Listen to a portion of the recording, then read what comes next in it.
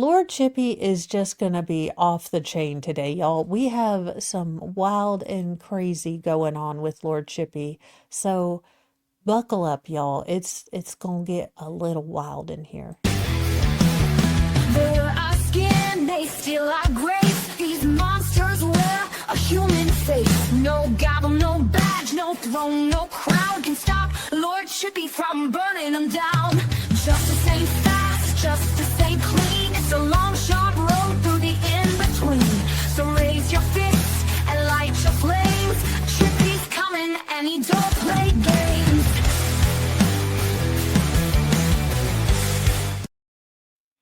All right, a homeless lunatic was accused of taking the life of a pregnant woman and her partner, whose decapitated head was found mounted on a spike. Again, with a headline like that, what in the absolute crap spackle is wrong with people? I mean, I know this is probably the answer, but holy fazolies. A deranged homeless man stands accused of taking the life of a pregnant woman and decapitating her partner, whose head was mounted on a spike in a twisted attack inside their Australian home. Athena Giorgio Galapagos. Look, it is. I am butchering this name. It is not my fault. I graduated before No Child Left Behind. But Giorgio Polis, 39, and Andrew Gunn, 50, were found dead Monday night inside their Melbourne home, which was graffitied with the phrases "karma is not a menu," "betrayal," "enough is enough," among others, in what police believe was a targeted, attack, according to locals. Now, Victoria police rushed to the grisly scene after a neighbor stumbled upon the horrifying sight and screamed, according to the Herald Sun. I mean, no one should have to come across what I saw down there, Ben Scott Sandvik said of finding the couple, who are excited to welcome their baby girl in just 4 months. Nobody needs to live with knowing this sort of thing has happened to their families.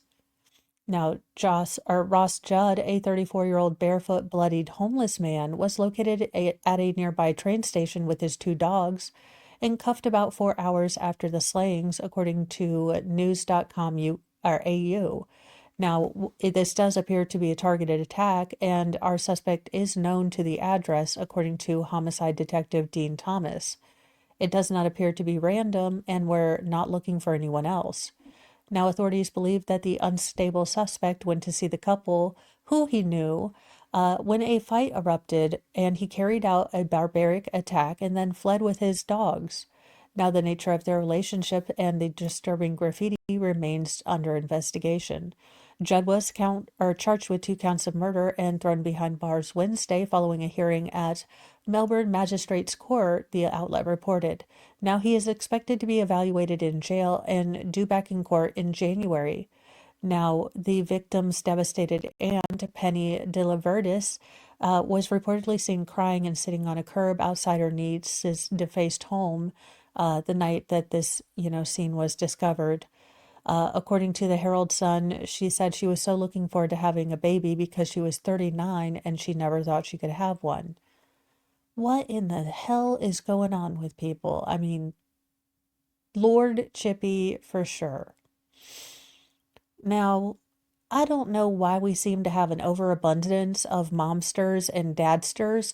Well, you can't really make dad a derogative, but I will work on it.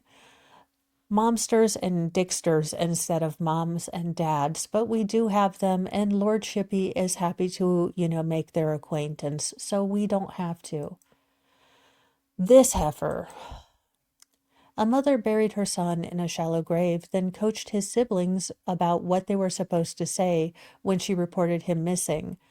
Okay, geniuses. We're going to take a moment because I think I need to explain, not that I think anyone in the chat, but let me explain something. When your child goes missing and they think that there might have been an abduction, do you know what that calls in quite rapidly? Nearly every city, locality, or nearby locality of a largest-ish nature is going to have a fast reaction kidnapping or abduction response team by the FBI.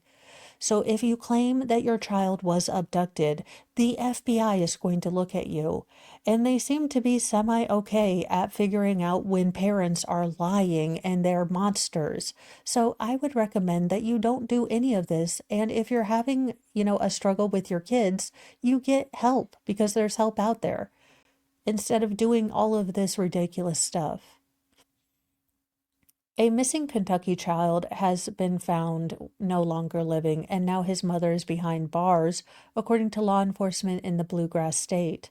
Felicia Gross, apropos and fitting, 33, stands accused of one count each of manslaughter in the second degree and abuse of a corpse, also tampering with physical evidence, falsely reporting an incident to law enforcement, and tampering with a witness, according to the Kentucky State Police.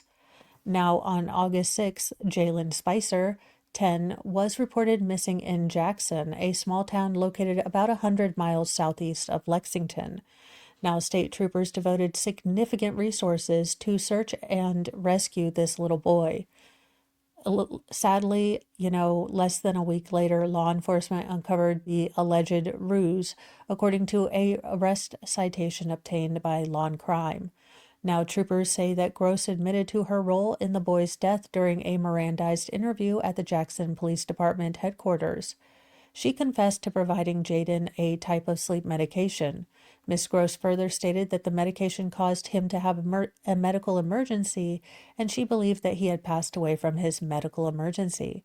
Now, he was last seen alive on August 5th. Both parents reported the child had gone to sleep that evening, but gone missing by the next morning, with his whereabouts unknown. Now, details about the little boy were shared to help the search, and he was believed to have been wearing a Sonic the Hedgehog pair of pajamas. He was described as 5'1", with a slim build, blonde hair, and blue eyes. He looks just like one of my youngest ferals. This is so incredibly sad. And I think my youngest, or all of my ferals have different, Sonic shirts. They love Sonic. We have a lot of different tools in place, and we're going to continue our search until those our resources are exhausted, Kentucky State Police Trooper Matt Gayhart said as the search went on for days. Now, during a press conference on Tuesday night, Gayhart said that the boy's remains were discovered at around 3 p.m. earlier that same day, buried in a shallow grave amid a wooded area on Canoe Road in Jackson, according to reports, from ABC and CBS affiliates in that locality. Now, the mother's alleged confession led to the discovery roughly 19 miles southwest of the family's home on Panbull Branch Drive. Now, Miss Gross further stated in the interview that she had transported his body to a wooded area on Canoe Road near the mouth of Joe Little Fork. The arrest citation continues. A search warrant was prepared and executed on this property, and sadly, Jaden's remains were located buried underground in a plastic tote. Now, troopers also appear to allege that Gross had instructed her other children to lie about their brother's death as they searched for the boy. The defendant even penned out a handwritten note pleading for the public's help in finding Jaden, according to the state police. Let's see if I can read this. We love you, Jaden, and want him safe and at home. Please, if anyone see my son, Jaden Spicer, please report it to the Jackson Police Department. Thank you. We love him very much. Please do the right thing. Call the police. Please pray for us spelled USE, and my son Jaden. Thank you. Now, I'm dyslexic. But you see my son. Again, she also graduated before No Child Left Behind, apparently. Now, 2 of Jaden's siblings were interviewed at the care cottage in Hazard several days prior to this confession, the citation goes on, referring to a child advocacy center. Now, Miss Gross admitted to coaching the siblings into what they were supposed to say during the interview. Now, last week, Jaden's aunt publicly questioned the narrative. He's a good boy, very sweet and loving. He is very hyperactive. He likes to be on the go 24/7, one of his aunts told a local news station. He does not like insects or the dark. Up in the hills, any child can go anywhere, but it seems unreal that he would go up there. Now, the defendant is currently being detained in the Kentucky River Regional Jail. Now, an autopsy will be performed on Jaden's body to determine the precise cause of his death. And you guys brace yourself because I foresee that this is going to be much more brutal than she's alleging with the sleeping stuff. I imagine that more is going to come out on this story as to what they found. And sadly, heartbreakingly, I think it's going to get worse. I don't think I it's a weird thing to hope for that this was, somewhat of a, he passed in his sleep, but this is it simply doesn't fit the pattern, and I do worry that we're going to find out worse things. Now, while this isn't the outcome we hoped for, we certainly are grateful we are able to bring him out of the woods.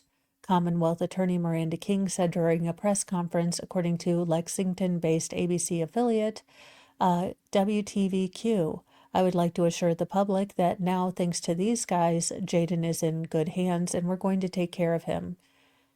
Yes, I hope it seems like they're giving him the dignity that his parents sadly didn't even give him. So, thank you, first responders, for giving people the dignity that, sometimes is stolen from them in their final moments.